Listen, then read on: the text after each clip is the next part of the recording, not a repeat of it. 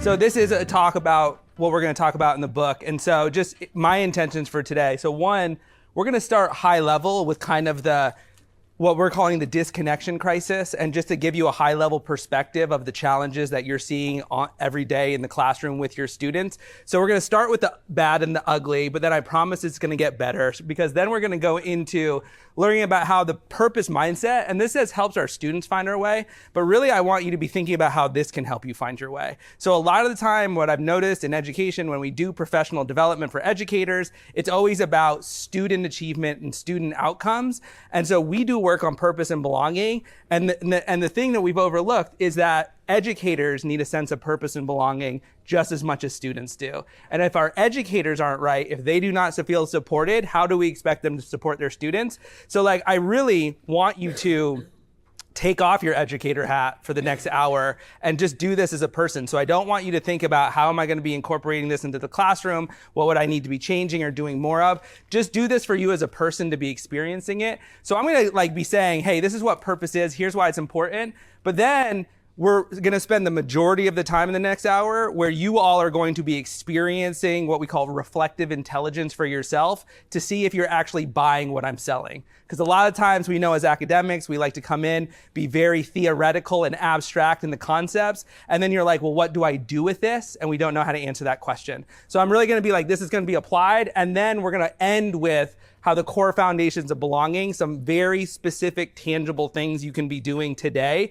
to bring this work to your classroom and work with your students. So this is I'm going to be talking, but a lot of this is going to be a journey that you all go on together. You're going to be doing a lot of connecting and reflecting here. So to do that, we need to start feeling comfortable with each other. So we're going to start this journey together with a little talk and turn. And I want you to start with one or two other people together next to you and answer this question: what is the story of your name? So what is your name? What's the story behind it? It doesn't have to be a good story, but how did you get your name? What's the story of your name? So a couple minutes talk and turn. What's the story of your name? Beginning now. Okay. Should we bring it back? Or maybe we just spend the next hour on that that's all you need right there, right? So I want you all to take a second right now and be like, how do we feel in the room? How do you feel right now? And what is the energy level in that room compared to when we first came in here, right? And so it feels good, right? And there's a level of connection that we had here over a silly little question like, what's the story of your name? And so we do work on purpose and belonging. And if you just take away one thing from this talk, is that we feel a sense of purpose and belonging when we're talking to people about things that matter to us, to people who make us feel like we matter. I'm going to say it one more time. When we are talking about things that matter to us, to people who make us feel like we matter, that cultivates sense of purpose, that cultivates sense of belonging. And the secret here is that, so the challenge is, how do we get people talking about things that matter to them, right? How do we create space for that? The secret is, as humans, we love talking about ourselves. Right? We love every single one of us. And so the best way to do it is really around this question of what is your story? And so when it comes to purpose and belonging, the more you are asking yourself, what is my story? Why am I here? Why am I at the Tech Ed conference? Why am I in education? What am I doing in the future? If you are creating space to explore this story, you're going to start cultivating a sense of purpose. And it's, when can we be asking our students, what is their story? Why are they in our class? Why are they at your institution? Why are they doing what they're doing? And so that's what we're going to be talking about today. So quickly, my story is, so as Phoenix talked about, so I'm a clinical social worker. I graduated from University of Chicago. I was a teaching fellow at Harvard Graduate School of Education. So I was working with educators as they were going into their career as education leaders. I helped launch a SEL program called Project Wayfinder that's serving 1 million students all over the world. And now I am at Boston College, where we are working, I'm working at the Purpose Lab at Boston College. And then I am helping to launch Messina College, which is a brand new college at Boston College for low-income first-gen students specifically. It's a 2-year community college residential program that we're really, really excited about. And so my work in this, I've been able to work with middle schoolers, high schoolers, undergraduates, graduate students, PhD students. I've seen everything.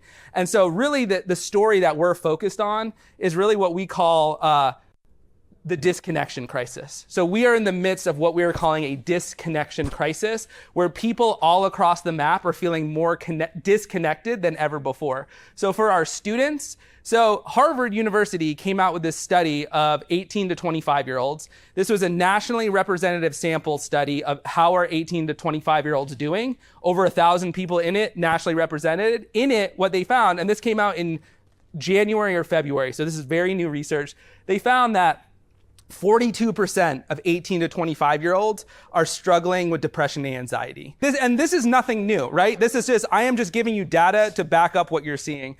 37% feel chronically hopeless, where they don't feel like they have any hope or optimism for the future. 44% of young adults feel they matter little or not at all to other people. 44% of our young adults feel they matter little or not at all. So they're disconnected from themselves. They're feeling disconnected from one another. And what does this do for their learning? Well, here's how it shows up with you all. So 75% of students, when you ask them about their emotions related to school or college, 75% of their emotions are negative. The two most common things they will say about how they feel about school is that they are stressed and that they are bored. So a majority of it's a negative association. 80% of educators are concerned about classroom engagement, saying classroom engagement, student motivation is one of the biggest impediments you have to being successful. And honestly, college students agree.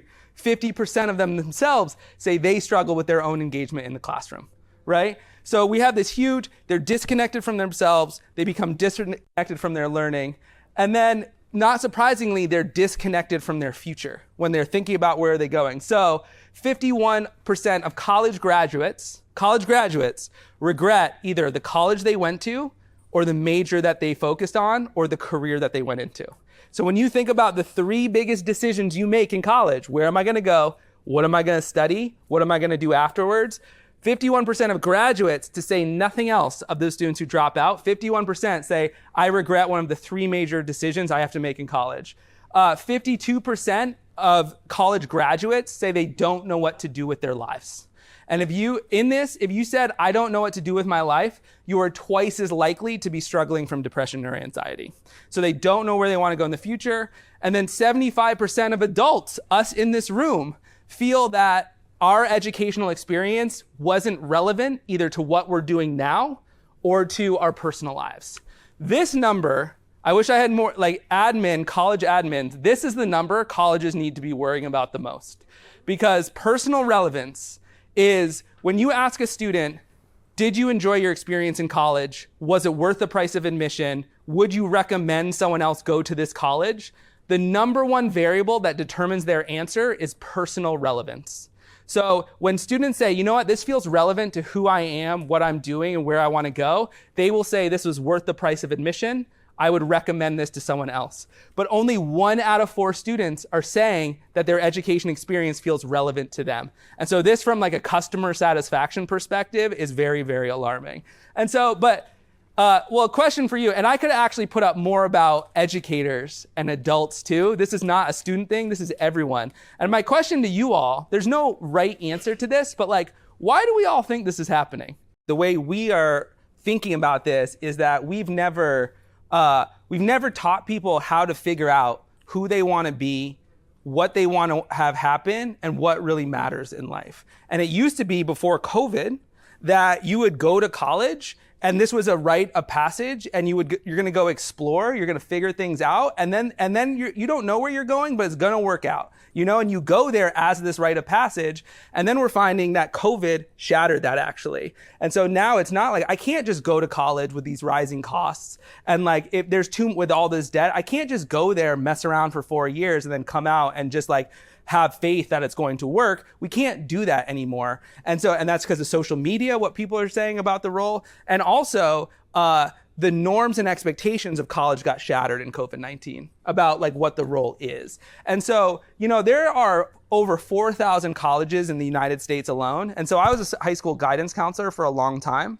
And when students walk into a guidance counselor to start the post-secondary planning, we start with when I was there, and this was 2018, it was what are the 10 colleges on your list? Now it's what are the 20 colleges on your list? But what I realized is that there's no intentionality about how do you even choose what a good college is for you? How do you choose where to go? How do you figure these things out? And so the basis of our book is that we've never taught people how to decide how to make big decisions in life. We tell people what to do. We never tell them how to decide what to do for themselves. And so what we're finding is that, so when students are saying, what college do I want to go to? We have no idea how to answer that question. And so they ask themselves a different question instead. They say, well, how do I become successful? What college is going to make me the most successful? Since we don't know how to choose, we answer a different question instead. And you know how students choose colleges now? Back in the day, it was like, which one has a certain program or residential or like quality of life? Now, the number one way that students choose college today is I'm going to go to the college that's most likely to reject me. That is literally what think about it. I want to get into the college that is most likely to reject me, that is most selective. Because if I can get into the school that's hardest to go to, all things being equal, if it's easier to get in, harder to get into college A than B, college A must be better than B. And so I am just going to decide on selectivity. That's what it is. And so we have this world where every single student is just trying to get into the college that's most likely to reject them. And I have to say, colleges like the one that I work at, we love this and we feed into it because it makes our job very, very easy, because all we have to do to signal quality is lower our acceptance rates. And then people assume that this is a higher quality. And so what we found is that we have students, thanks to social media, and that are obsessed with success. They're coming into your class saying, how can I go through this as fast as possible, get my degree as fast as possible so I can make as much money as I can? And this is what we call the performance mindset. And so we all know growth mindset, fixed mindset. A mindset is a story we tell ourselves about how the world works and our role in it.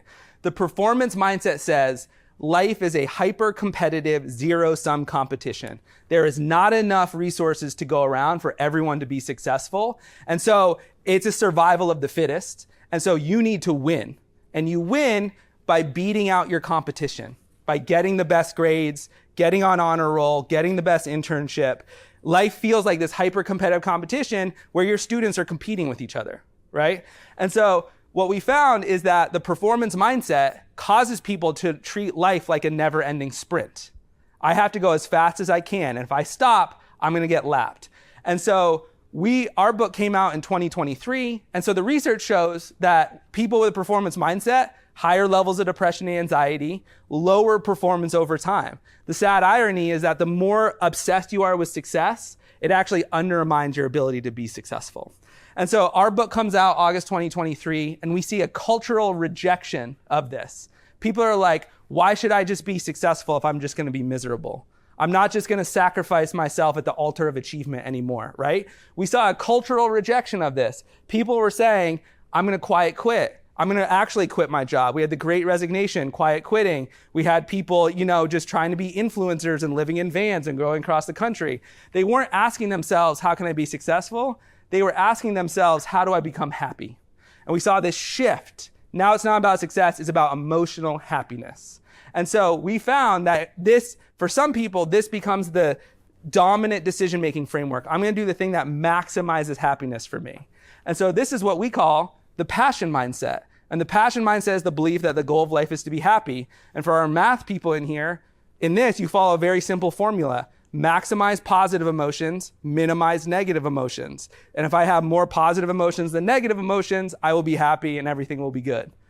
Only bad part about this is that it makes it people only want to do things that make them feel good. And what this says is that if something doesn't make me feel good, I shouldn't do it. Only problem with this, what doesn't feel good a lot of the time? Yeah. Learning, right? And so this comes from a very well-intentioned place of being like, yes, your emotional well-being matters, but we've sent a signal to people that if something doesn't make you feel good, then that is something you should not be doing. And the person who's made you not feel good, who's pushed you outside your comfort zone, like that is a wrong that needs to be righted. And so we live in this world where students feel like they should be feeling good all the time. And if they aren't, And this is educators too. We feel like we should feel good because of the passion mindset. And so the research shows that the more you put happiness as the central value system, higher levels of depression and anxiety, and then also lower levels of happiness. And the way to think about this is both of these things, happiness and success, there's no objective definition for either one of them. People don't know how to define, am I successful? Am I happy? Then they say, am I successful enough? Am I happy enough? We don't know how to answer that question. And so what do? We start looking around and start comparing ourselves to other people. And research shows that 15% of all of our daily thoughts are comparing ourselves to other people, right? And so in an age of social media, you are always going to find someone who's more successful than you and more happy than you. And so it creates these expectations that can never, ever be met. Okay, so this is like where we are now. The good news, this is all the bad news, right? The good news is not everyone is suffering from this. We have an antidote. To get to the good news, we found in our research specifically that there are subsets of people who aren't having a performance or passion mindset. They have a purpose mindset. And a purpose mindset is a balance between the two. So the definition of purpose is doing something that's personally meaningful to you that contributes to the world beyond the self. So if I were to come up to you and be like, is your work personally meaningful to you? Do you feel like the work that you're doing has meaning for you? And do you genuinely feel like you are making a positive contribution to one student, one member in your family, one peer? Like if you feel like you're making contribution beyond yourself, if you say yes to those subjectively, then you have a sense of purpose. So people with a sense of purpose, they say, I know what's personally meaningful to me. I know a contribution I want to make, and it's education dependent. Meaning these are the students who see how school or college is a stepping stone to reaching aspirations that are meaningful to them, that contribute to the world. And those students, when you look at them and the research, purpose looks like a silver bullet, where it is correlated with academic success. So students with a sense of purpose are more engaged, self-directed, better relationships with their peers, better relationships with faculty members. They have better mental and physical health. And here's the kicker. People with a sense of purpose have more stress in their life than people without a sense of purpose.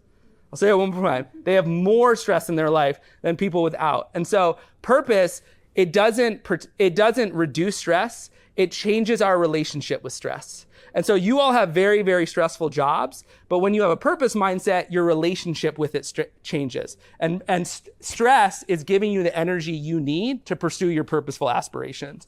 And then finally, career success. People with a sense of purpose in their work are 10 times more likely to be thriving in their lives than people without a sense of purpose. So when you look at recent college graduates who say, my work feels purposeful, 60% of them say they agree they're also thriving. Only 6% of recent college graduates who don't feel like their work is purposeful feel like they are also thriving. And like as researchers, you do not see statistical significance like that on big data sets ever. And the good news here is that anyone can have a purpose mindset. In the world of work, purpose, a lot of times people are like, oh, purpose is a privilege for people who don't have real world problems to think about. Research actually shows low income, first gen students, people who have been through adversity, higher levels of sense of purpose, think about purpose more than their higher income peers. In our research, we found that privilege is a risk factor against purpose. And it's because it's correlated with meaninglessness, right? And so we can take a fully strength-based perspective on the work because the students who are working really, really hard, the underrepresented students, the ones we haven't done a good job of serving, we have an opportunity with them because they're coming in with a higher sense of purpose. And so we know this because we've done research on it. This is Belle and I. We've been doing this work together. We wrote the book here. We've been doing research. Here's the book. But now we're going to get into the heart of the work. So it's like, because for every one student you've had that has a purpose mindset, you have 4 students who don't. And everyone can have a sense of purpose. And what we found, when you take all best practices down, the more we think about our lives, the more purposeful they become.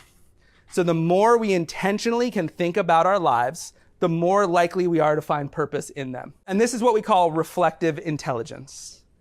And reflective intelligence is the ability to understand, articulate, and pursue who we are and what we want. So reflective intelligence, if I was to ask you, why do you do what you do? What do you teach? Why is it important to you? And you to give an answer that's personally meaningful, for you to talk about the contribution you want to make and to talk about the lived experiences you've had, your ability to be a bit reflective about what you're doing is going to be correlated with sense of purpose. And so the more reflective people are, the more likely they are to have a purpose mindset. And the good news is that reflective intelligence is a skill that can be taught. It's not just that some people are reflective and some people aren't, because I've been working with thousands of students and I've never worked with a student who, given the opportunity, couldn't be reflective. And so what we're going to do now is think about how do we practice it. And the way to think about it, the way we grapple and learn reflective intelligence is by considering life's questions. So big questions and small questions. So these are the type of questions that we're asking ourselves. And so every time asking someone a good question is going to cause them levels of reflection. And so these are the type of questions in our work around reflective intelligence we help people to explore and answer. And so for us, the way to think about it, we're going to practice reflective intelligence right now, if you're cool with that. And so we have 3 core practices of reflective intelligence. And it's basically, we need to be creating space to be thinking about the future, to be reflecting on the past, and to be acting intentionally in the present. And so all of our practices are on this temporal domain of past, present, and future. And so we have different reflective practices to be thinking about those things. And so we have 4 specific protocols that we're going to be going through and showing you that go across it. And so this is long-term past, who am I as a person? This is short-term past, what's been happening. Short-term future, long-term future. And there's different areas where we're doing this. And so we're going to go through high level all of these right now. So we're going to start with this. We're going to start with some future crafting. And so if you could all get out a piece of paper or your phone if you need it, but something to write on, I am going to ask you a question. And I want you to write stream of consciousness style and start writing and don't stop until I say to. Okay? Does that make sense? Here's the thing, I know we're educators in the room. I don't care about spelling, grammar, run-on sentences. You're not going to be reading this out loud. This is a journaling exercise, so the goal here is quantity, not quality, okay? Are we ready for this? So my question for you is, what do you want to stand for?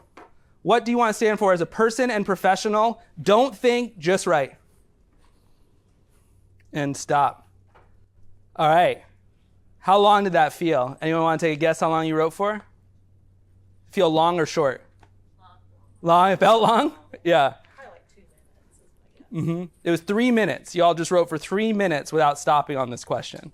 And so, one, I want you to think about how are you feeling right now after that? Because what you just did right now is called prospection. Retrospection is thinking about the past. Introspection is right now. You just intentionally thought about the future.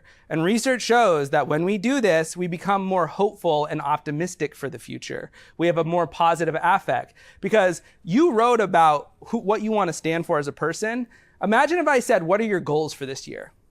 Right? How many of you wrote about the impact you want to have on other people, the contribution you want to be making in the world? All of you in it, right? If I were to say, what are your goals for this year? It would have been like, I want to get that raise. I want to get that promotion. I want to get my article published in this. Like when we talk about goals like that, it's all about us and what we want. And a lot of those goals are outside of our control. But how in control does this feel to you?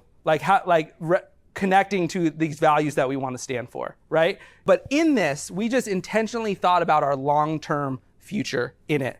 And insights came from it. And so I actually knew the answer to this question before I asked you. We all want to stand for our core values, right? That is what we want to stand for. So what I want you to do right now, I want you to reflect back. I want you to look at what you wrote, and I want you to underline the words or phrases that feel important or meaningful to you. So look back on what you just wrote and be like, which parts of this feel important or meaningful to me? So just take 30 seconds right now to underline what you wrote, words or phrases that feel important to you.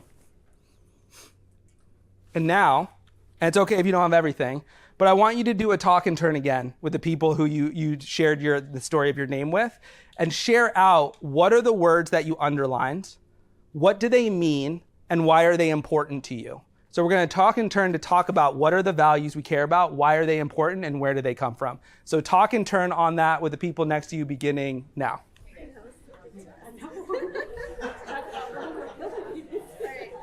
So we're going to continue the conversation. We're going to continue this. So we've been talking about our core values, what's most important to us, what we want to stand for as people. And so this is a long term. This is like, who do we aspire to be? We aspire to be the people who represent the core values that are most important to us. But now the question becomes, why these values? Why did you choose the values that you did? Right? Why didn't everyone here choose the same core values? Or why didn't you choose the core values that are written on the website of your college? Right? Why do we all have different core values? And to understand that, we have to do a different type of reflection, which is about going to the past now and what we call story crafting. Because the reason we all have different core values is because our core values come from our own unique lived experiences. Like you've lived your lives, and the experiences and the relationships you've had have informed your values. So now we have to do story crafting, which is talking about our origins. And so what I want you to do is, we just went to the future. Now we're going all the way back. And I want you all to be thinking about what caused you to embark on your vocational journey? Meaning, what started your journey that got you into this room today? When did you commit to being an educator? When did you know you wanted to be an educator? What was your call to adventure? For some of you, maybe you knew since you were 5 years old you wanted to go into education, and that's when you started. Others might have been like, I was in a corporate job that I did not like, and then I pivoted. You pick what started, but when was the moment you committed to becoming an educator? So now let's have that conversation now, where we start the origin story. So continue your conversation now about what caused you to embark on your vocational journey.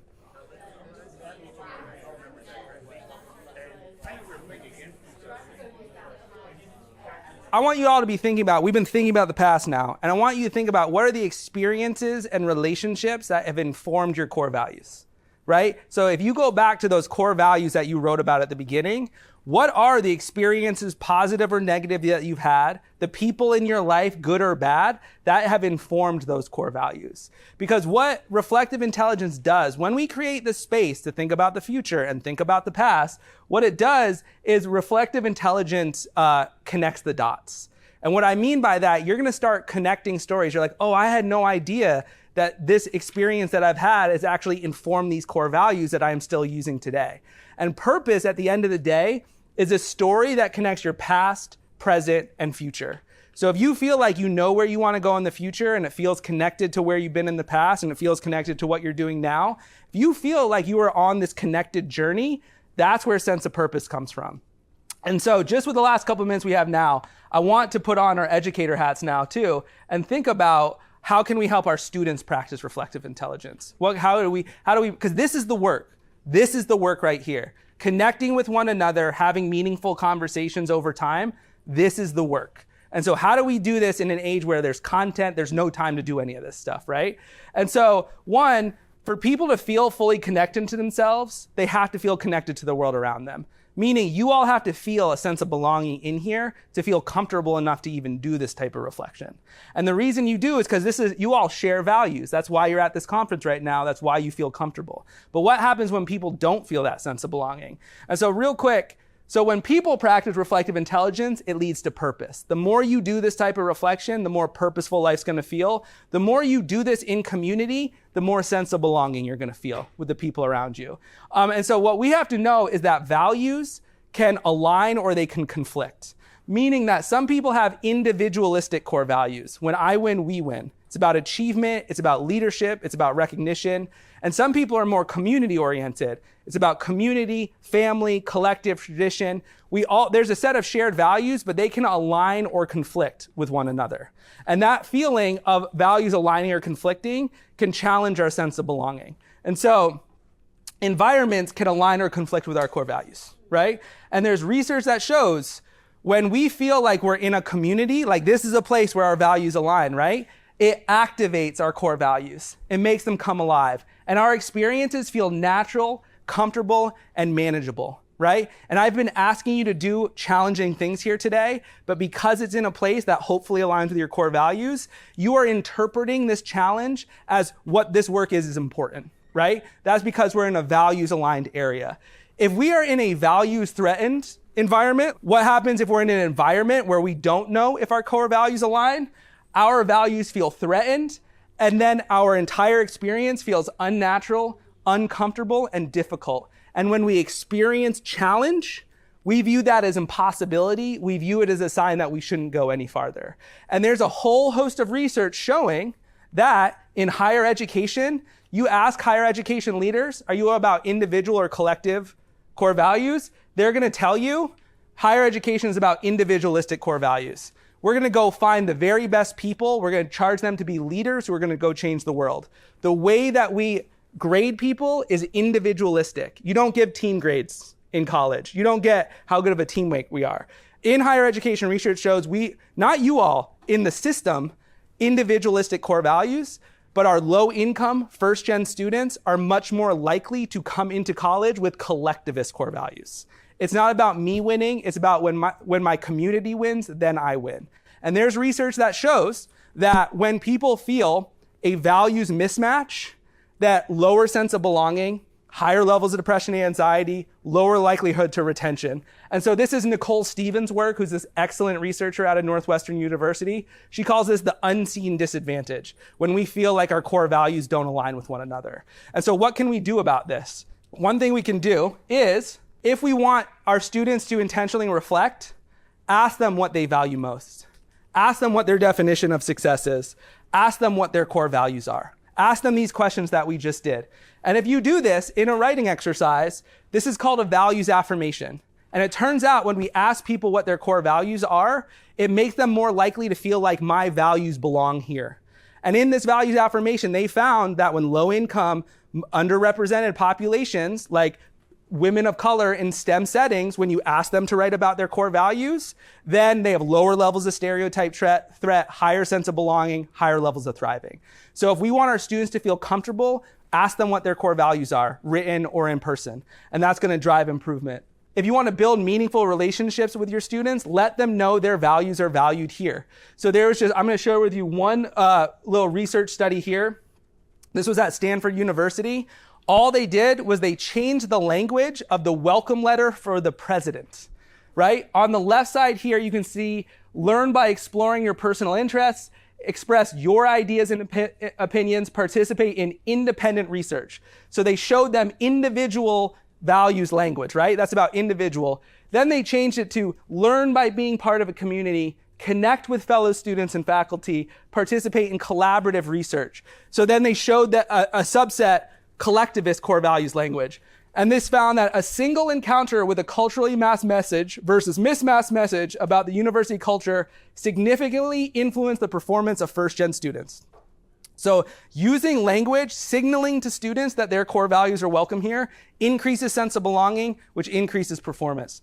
The final thing here too is, if we want to create formative experiences for our students, we need to start thinking about where can we be creating space for them to share stories about their core values. How do we create space for them doing this? I'm not saying it has to happen in the academic classroom, but like where on campus are we creating space for them to be doing this type of work? And the final bit of research here is that when they got students together where they had upperclassmen share their origin stories, they did what they did. They shared their stories about their journey to academic, like how they got to where they are, and they shared it with freshmen coming in. They found that this intervention closed the achievement gap by 63%, eliminating the difference between first-gen and continuing-gen students' grades. But also, this intervention helped all students by lowering their stress and anxiety, increasing their engagement with academic life, and enriching their social support networks. A good friend of mine, Paul Hernandez, he does this thing called pedagogy of real talk, where it's like, and that intervention is, if you come up and share your story about what I value as an educator, here's a personal narrative about why these values are important to me. Then he says, what do you value as a person? And then how can this classroom? Basically, the research shows that when you do this, increases sense of belonging. And he has interventions that show by doing this, by sharing your own personal stories about your own core values, asking your students about their values, it has reduced belonging uncertainty for first-gen students by 30% in randomized control trials. So it's just like, and this is about, it's all about, and I'm going to end it here, I promise. It's about how are we connecting with our students? How are we helping them connect to the content? And so like, where are we asking our students to be reflective? And it's about asking them about their subjective experience. And so this is about the work. And so if you're interested in doing this, we're trying to build out a whole array of tools and different protocols to do this in a way that doesn't take away from your content time.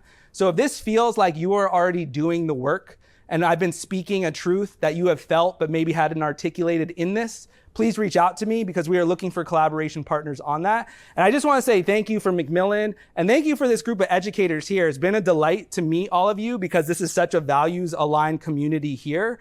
And so I really appreciate it. And thank you for engaging with reflective intelligence with me today. So thank you.